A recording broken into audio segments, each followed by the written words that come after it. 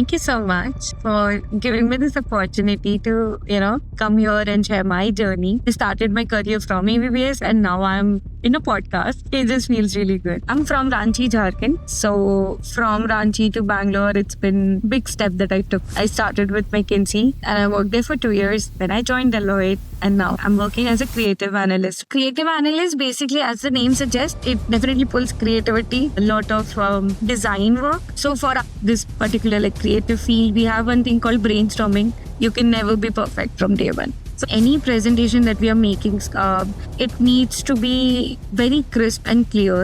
I think communication is something that people should be very careful about.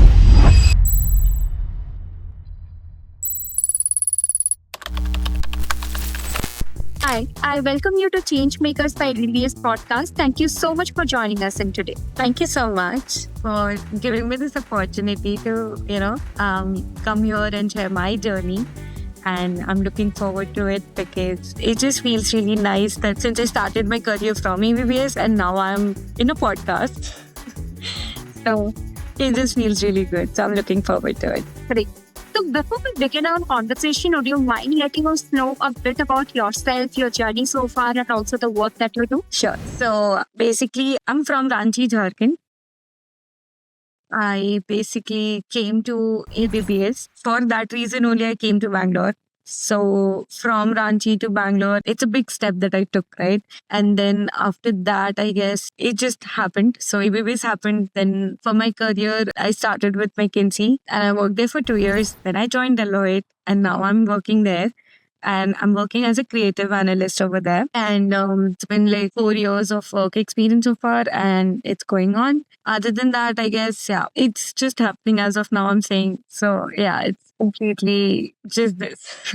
Right. So, from McKinsey to Deloitte, what pulled you into the world of creative analysis and presentation? Before that, I would like to know, what is this profile is all about? What is creative analysis? Yeah, so creative analyst, basically, as the name suggests, it definitely pulls creativity. It pulls a lot of, design work. And analyst, we say because, design as in not just making it look good, but also to make it useful. So in our world, in this particular creative world, we also say design is like a marriage for good looks plus the utility. So that's the role is all about. You need to make boring data, visuals and stuff like that. You need to make it look good, but at the same time, you need to make sure that it's also very useful. So, when you see big numbers and all out there, so what we do is we actually make something good out of it in terms of look, but then also make sure that, people derive useful information at the end of the day. And that when we say useful, it should also be less time consuming because people over there, they don't have much time actually. So they want things like huge data into simpler sets. And then, it should also be appealing because no one is, keen for looking into boring data. So it's all about that. So pretty much it, nothing more complex to it. So that's it. Right. So, what is actually the toughest part in turning the complex data into simple visuals? When I say simple visuals, it should be appealing at the same time. So, what's the challenging part in this entire scenario? There are a lot of challenges, but majorly that sometimes to understand your client, like what your client needs. So, that is always going to be there. No matter what project, what numbers it is, we always need to be very, very, very cautious about what they want, what message is to be sent. And when I say that, we also need to be really sure, what are we keeping there? What to show, what not to show. But at the same time, the message is in that. Because when we say we are, taking the complex data and then breaking down into simple, obviously you need to go out of certain elements that is not needed over there. Certain numbers that is, hidden or sometimes like that. So we need to take that call. And sometimes, utility should not be compromised when it comes to design. So we need a lot of to take calls like this. So that I think is a little bit challenging and making sure that you're at the end, it's everything what your clients want. So making sure that practicality and client needs both are fulfilled from our end without any escalation. I think that's kind of very challenging. So I'm sure you must have worked under tight deadlines. So, how do you stay calm under those situations and deliver quality work at the same time especially working in a field which is creative and which demands more time? Yeah. So for art, this particular like creative field, we have one thing called brainstorming. So we have to do a lot of brainstorming. And I always say that, you cannot ask your brain to work like 9 to 5. You can't.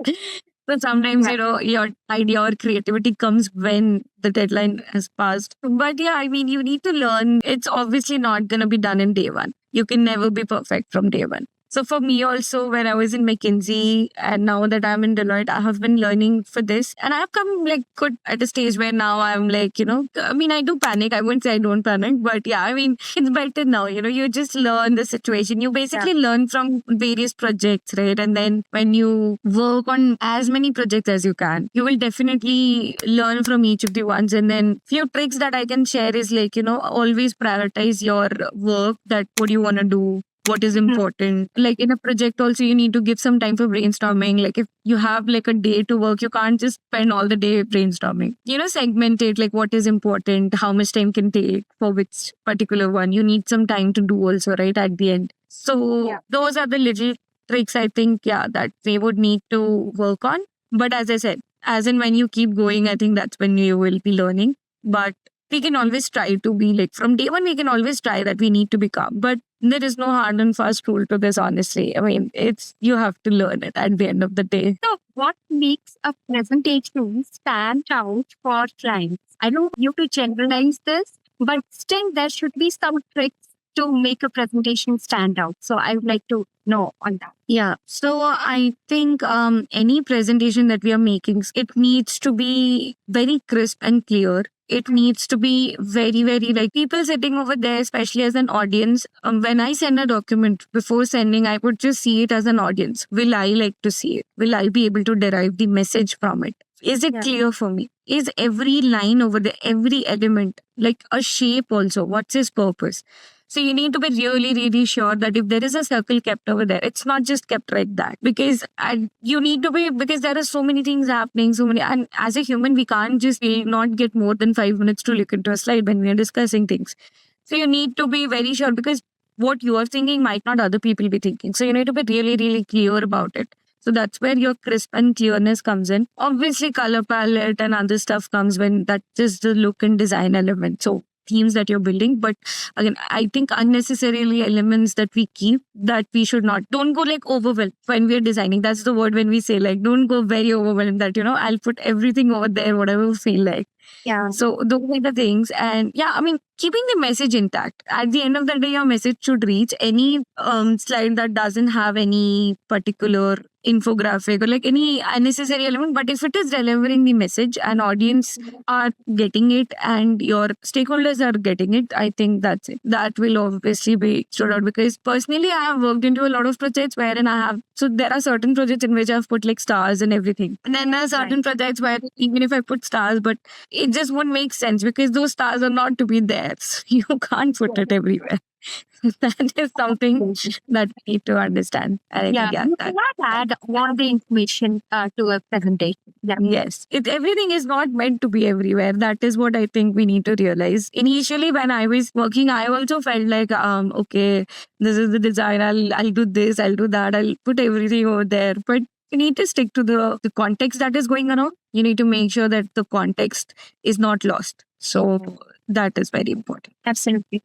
So how is your MBA at ABPS adding to your journey as a creative analyst? Like before when I started MBA program, I was into designing. I was into the creativity part, and I didn't study design, but I was always into it. So I was kind of okay. I was doing it, but for me, challenges came when I didn't understand that where is it coming from. Right. Where is what is happening from? Because for me, all this technical aspect would go like, okay.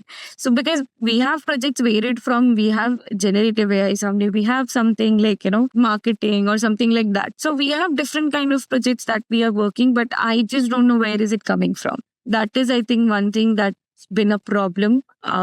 For me initially, but now that I'm doing MBA, I think I find it really easy for me because now I'm able to understand more. Now I can see the business view on it, like where is it? Because now I see even the MBA programs are actually upgraded. They are also like looking at the current situation or the current needs. I think it's been customized. So it just helps a lot when you do this. I mean, I can say that now I can know what is happening, where is it coming from. It just helps me understand things better. And if you understand better, you can actually put those things more better.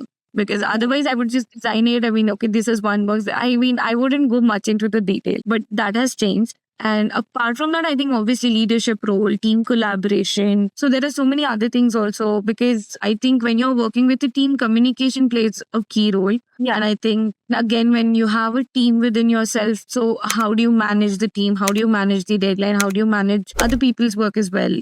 Because sometimes there are requests that we need to fulfill that so that team performance doesn't go down. So, what would be your advice to the students of ABPS who dream of a career in consulting and analytics? I mean, I think they should not just be keeping about the numbers. I mean, consulting, I think everyone thinks all about its numbers, but I also feel it's all about communicating and getting a solution. So finding a solution, okay, you'll do that. But then how are you communicating it to the leaders? How are you communicating very clearly to your stakeholders who are into it? So that is also one thing that I feel they should be really, really looking into it. And apart from that, yeah, I mean, other things I think they'll be doing it with the interest. I know, because that's basic when you come to number games and all of those things. But I think communication is something that people should be very careful about. Right. All right. It was really an insightful conversation, and thank you so much for joining us today. Thank you so much. I'm really happy that I was here. Kind of like this just feels really good because I started with ABPS, and now that I'm being recognized with ABPS, so I mean, it just makes it a full circle, and I'm kind of like, really happy that now people can hear me out also. Getting recognized from ABPS, it's really nice because ABPS was like my first step that I've ever taken. So coming back here and sharing my own thing, my own growth and whatever I'm doing, it just feels really nice.